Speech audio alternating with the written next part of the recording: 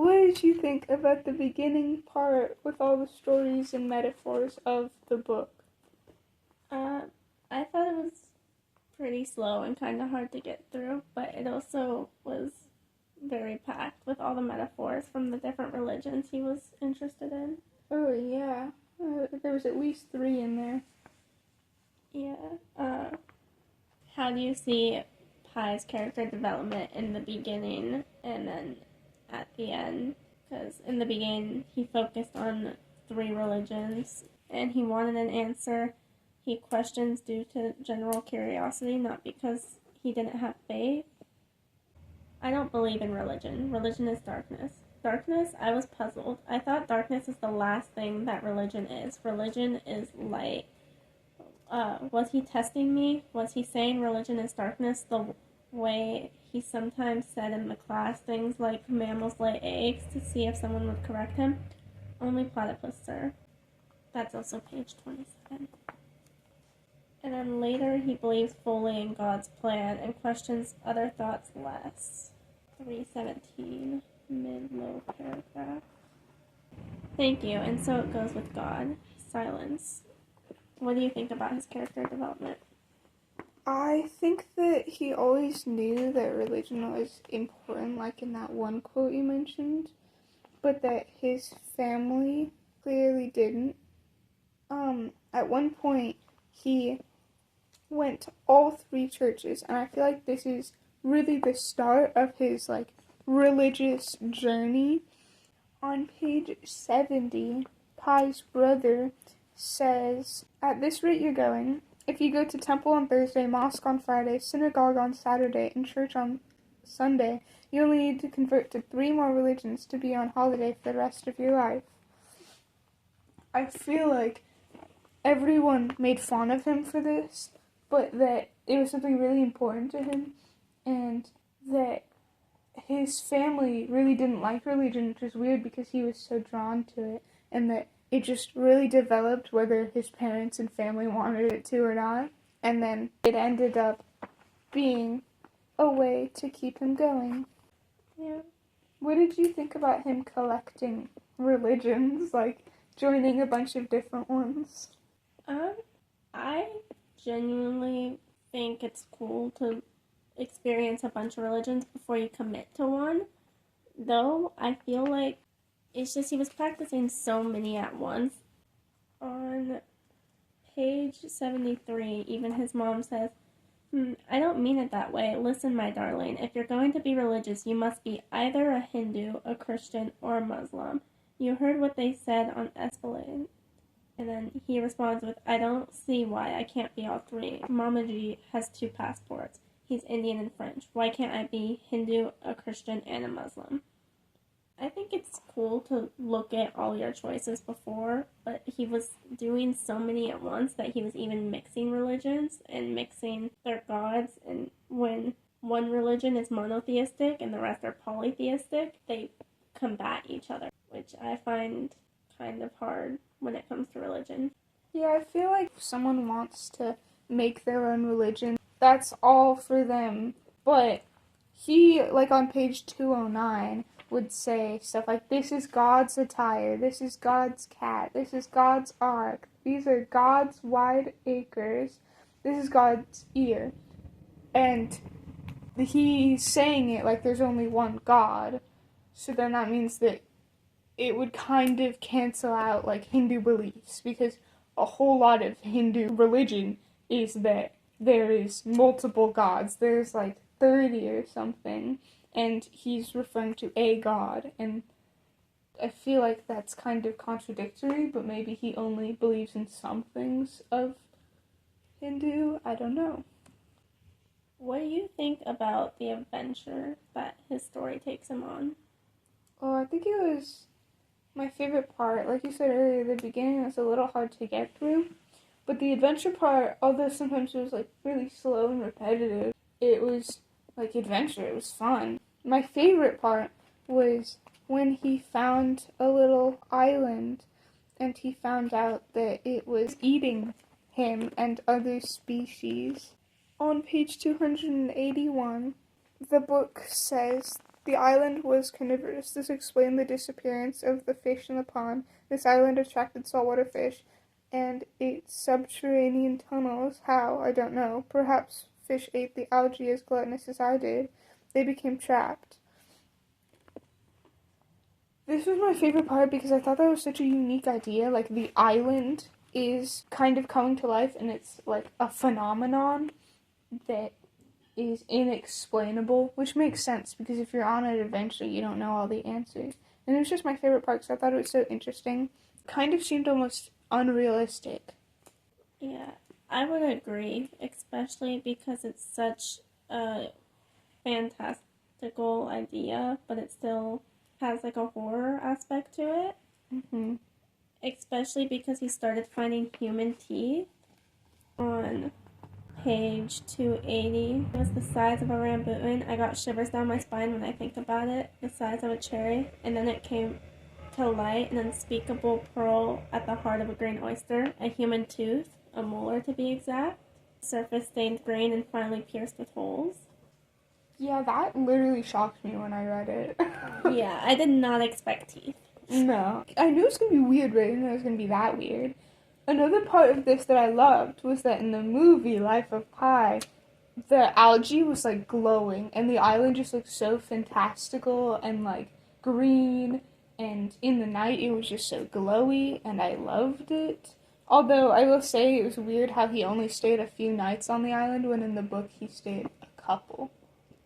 Yeah, I did really like how they portrayed the island in the movie because it lighting up at night and almost looking completely different due to the luminescence was a really cool aspect of it because it really added to like the shock factor of it changing from like an island that was giving him everything to a place that is unknown and kind of taking things away. Yeah, what did you think about this book being the telling of another story and also having like fantastical moments like that don't seem real? Like on page 6 and 7 before part 1, it says, "It seemed natural that Mr. Patel's story should be told mostly in the first person, in his voice and through his eyes, but any inaccuracies or mistakes are mine." And I felt like that was a big claim for such a story, that he was writing this all like an actual, factual, very specific story. How did you feel about having a story that was supposedly all true and based off of this guy that had such fantastical moments and like extraordinary events? I mean, while reading it, I like to take it at face value, but while looking back on it, I try to find metaphors within the meanings, because if not, a lot of this does not make sense.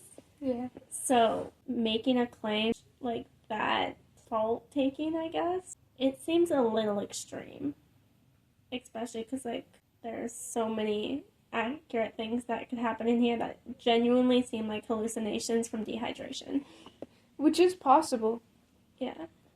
But while you were talking about him adding inaccuracies and talking about that, it relates to one of my questions.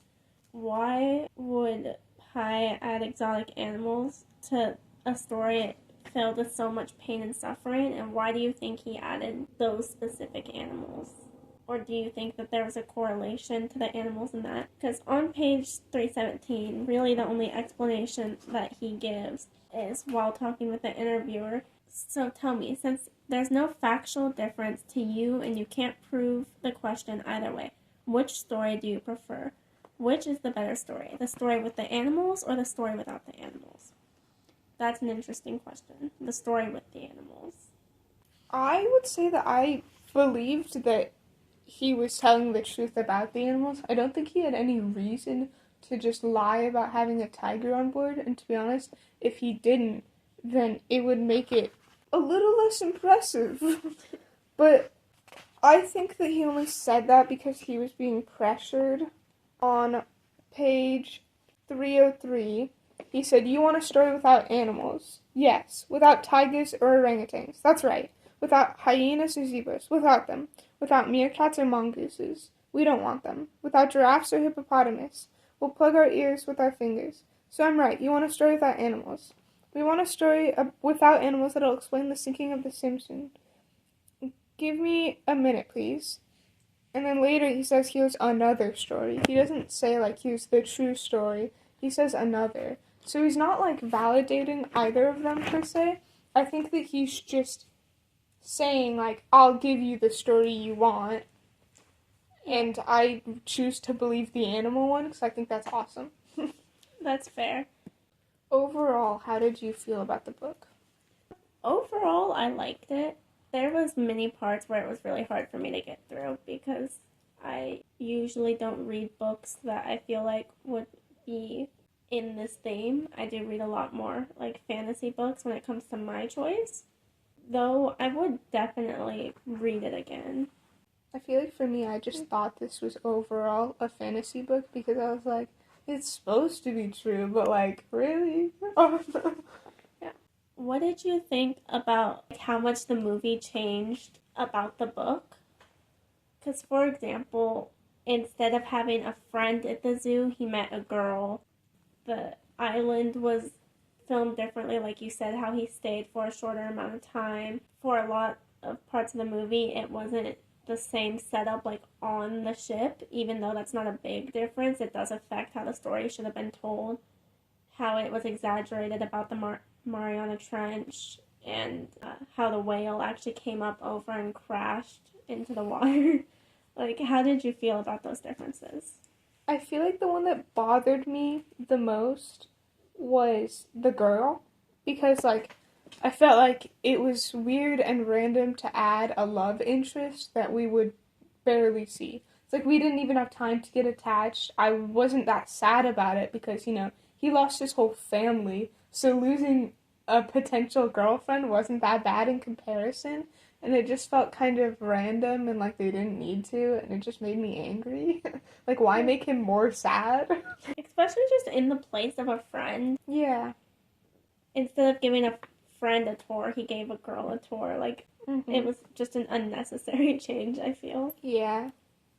How do you think this story fit into this year's theme? Stories matter. Well, this is quite the story. A story to make you believe in God. I thought it showed a lot of culture, especially from India, but a little bit of Mexico and Japan and Canada. For the most part, it was India, though. I thought it was really interesting. It was also interesting to learn about, like, all the animals and stuff, because that is, like, it's kind of, like, tying into world history, our theme. This story, I feel like, also, though, where I was talking about how he was really invalidated at the end, made me feel like I think that they wrote it in this order for a reason. It's, like, showing what he believes truly happened, and then showing what everyone would like to believe instead. And I think it's, like, showing a story that matters to him. And it shows the cultural significance in the book also. Yeah. Did this story make you believe in God? For me, no. But I do think it showed the power of his faith, because that's really what got him through the whole time. And, I mean, I do feel like there's definitely parts about how he survived that can only be explained by a miracle. But it did not change my spiritual beliefs. What about you? Did it affect you in any way with that? I mean, not really. I just thought it was interesting to learn more about other religions. Was the ending, like, satisfying for you? Why or why not? I honestly really did not like the ending. I just don't like how at the very end of the interview, they just dropped the bombshell that, like, hey, you don't know which story is true, and I'm not gonna tell you. And, like, I do think that it was cool that he had the two sides of the story, but dropping at the very end, just like, there's two stories. Which one do you want? Like, which one are you going to write your book about? Because that's the one you should be thinking about. I mean, it's a good ending, it just wasn't satisfying for me. I agree. I think that it was kind of confusing, and I kind of chose to ignore it. But I thought that, like, having an interview script is cool. I honestly don't want options. I want a clear-cut answer. Yeah.